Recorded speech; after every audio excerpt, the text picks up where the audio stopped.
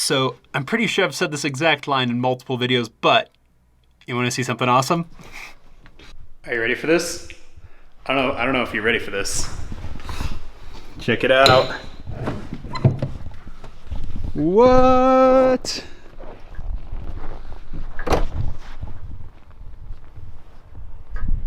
Look how bright it is!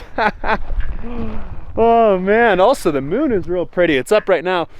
The sun isn't up quite yet. We've still got about another week or so, but you can see what direction in the horizon. It's over there somewhere right now, but holy crap, the sun is on its way. And not only that, check this out. Can't really see it well, but with those flags and stuff, they're actually now starting to groom the runway. They're starting to prepare because we have planes coming in like three and a half weeks. So things are happening. Oh, it's so lovely to see the light. Okay, anyways, that's all. Back to my room. It's light.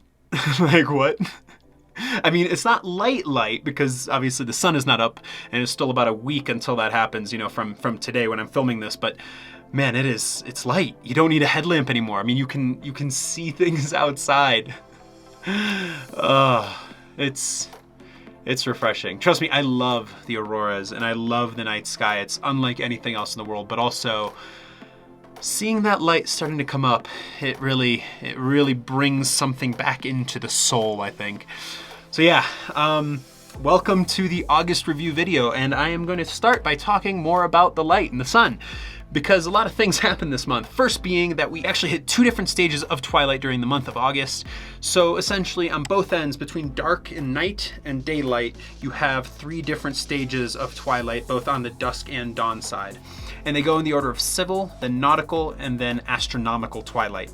And essentially they're just looking at how far below the horizon the sun is. So on August 2nd was when we hit astronomical twilight, which means that the sun was 18 degrees below the horizon. You can't really tell much of a difference. You could still see the Milky Way and all the stars and the auroras and everything, so you couldn't really tell much of a difference. But on the 22nd was when we entered nautical twilight, and that's when it's 12 degrees below the horizon. So then you can tell, because the big day, at least for me, was the 19th, and it is the first day that I saw light on the horizon. So for work, we actually had to drag this big box on a sled out to one of the outbuildings, my coworkers and I, and so we were getting ready in the arch, like still inside. We had the sled and we put the box on top of it and everything, and you know, we start dragging it up this hill, and it was brutal. I mean, it was windy and cold and miserable, and like, just, yeah. And then I looked up towards the horizon, and there was just light. It was light, and I saw orange and yellow and lighter blues, and oh my goodness, that was the most refreshing thing that's happened in a long time. So yeah, that's the first big thing for sure, is that the sun is on its way back. And like I said, from recording this video, the sun will be coming up in the next week to 10 days, which, oh my goodness, I'm actually pretty excited about that. And also it means there will be sunrise photos coming, which is always fun. It's nice to get a nice little change of pace after all these astrophotography photos, which, don't get me wrong, once again, I absolutely love them. But yeah, that is the first really important thing that happened this month. The second big thing was the WIF, or the Antarctic Winter Film Festival. So I've already made a full video all about the WIF and how it works, but basically, long story short, it's one of those rare events that happens where every single station on continent has the opportunity to participate. So basically, we submit different films, and there are 2 different categories. One which is open, which you can do whatever you want, and the second category is the 48-hour challenge, which actually went from August 2nd to August 4th. And how that works is 5 random stations get to choose a thing that has to be included in that video. And there are things like a sound, a character, a quote, an object, and an action. So those are the 5 things that have to be included. And then all the information gets sent out at the same time. And then you have 48 hours to plan, film, and edit, and then submit a video, which, yeah, it's pretty full on. We had an absolute blast with it. If you want to check out the full video, I think there'll be the little link popping up here, so you can actually go watch that and the actual video that we made, and a bit more information about the film festival in itself, and also like the process that we went through to make our video. It was super fun. We won Best Editing and got 2nd place in Best Film, so overall pretty solid. So yeah, the WIF was another really great thing that happened in August. The next big thing to talk about was actually the almost annual South Pole Pool Tournament. So it's a tournament that's happened many times. Unfortunately, some years it doesn't happen just because no one organizes it, or maybe people aren't really that interested in pool that year. But we did it again this year, and it was an absolute blast. We had a lot of people play. I think we had about 12 people that were signed up. And in preparation for the tournament, we got to do something that I've never done before, which was actually refelting the pool table. It was an absolute blast. Here are some photos from the whole process. But yeah, we took the sides off and put new felt on and the staples, and yeah, and we got to sign the slate underneath, which was pretty sweet. And yeah, that was a really cool experience. I've grown up in a house with a pool table, but I've never actually refelted one. So that was fun. Took a few more hours than we expected it to, but that's okay. And yeah, and then the following week we had the pool tournament. It went from the 18th to the 24th of August, and it was similar to Pool Olympics in the sense that everyone that signed up, there was in a bracket that we made. We actually drew it on the old pool felt, which was pretty sweet. And then it was double elimination, and each day there was a certain number of games. And as far as like the timing goes, you basically just talked to your opponent and said, hey, I want to play at this time. And then you figured that out, and you have to have one of the refs there. There were like 2 different people that were allowed to be the refs, and then yeah, you just play. But the semifinals and the finals and all that stuff happened on the Saturday night that was following, which it was just a bunch of people watching, and it was a really great time. So Josh Neff, a good buddy of mine who you've seen in multiple videos, whether it be here or in Southeast Asia, he won again. He's very good at pool. He's wintered here 3 times, and he has won the pool tournament 3 times.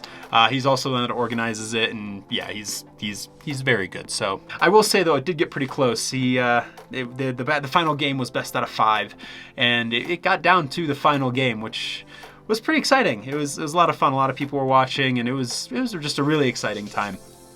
So yeah, that was the pool tournament. And then yeah, I think the last big thing that happened in August was a recreational type thing. And like I've talked about before, one of the really cool things that happens here at the South Pole is that you have a lot of people that come in with all kinds of knowledge and all kinds of talents. And so they teach various classes or try to put together various activities for people, whether it's something like yoga or the astronomy class that was earlier in the season. So my buddy here, Clint, he's our meteorologist. He is a big wino like myself. So we did it back in my last winter as well, but basically we put on a wine class. Last time it was only 4 weeks long. This time we've extended some of the PowerPoints and like split it into different parts. And now it is a 6-week long wine course that we're teaching. And we had our first class on August 26th. We are now going into it again. We are basically doing it every Monday, and I mean it is an absolute blast. We do a full-on thing. We have people that donate wines and stuff, and multiple people, myself and him included, have donated wines that are not from here, like brought from off continent. And so getting something else to taste, and we discuss things like how grapes are grown and how wine is made, and then also how to deductively taste. And then as far as the class continues, we're going to go into different things like different regions of the world and more practical knowledge as well, like what temperature to serve different wines or how to store them and how to do food and wine pairings and stuff like that. So yeah, it was really popular. We filled up the large conference room, very much like last winter when we did it. And yeah, it was just a blast. But yeah, it's pretty full on, but everyone really seems to love it. We get to taste some wine and people ask questions. It's because wine can be one of those pretty intimidating things. And so being able to maybe learn a bit about it is something I think people are pretty interested in. So yeah, a lot of fun. But that right there, I think, for the most part, is the month of August. Other than that, I mean, things are just cruising along.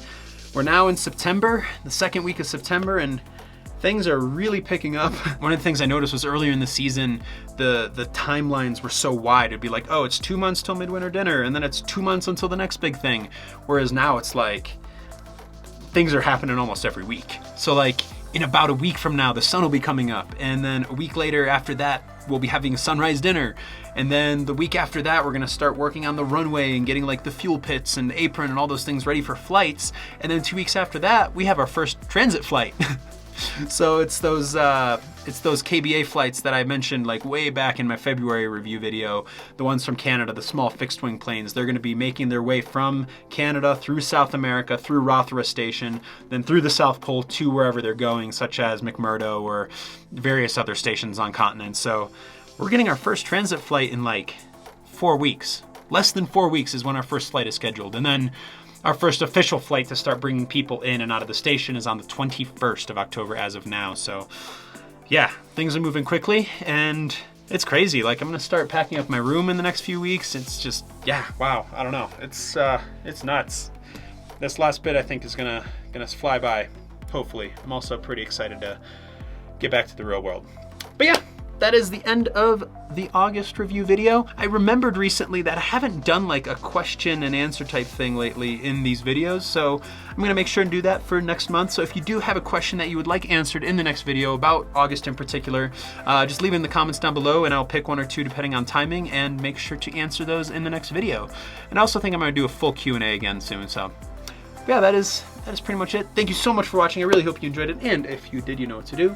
Make sure you go down below, hit the little like button, subscribe, and share, and comment, and hit the bell, and do the things, and yeah, you know what's up, you know the drill. So, thank you so much, and I'll see you next week.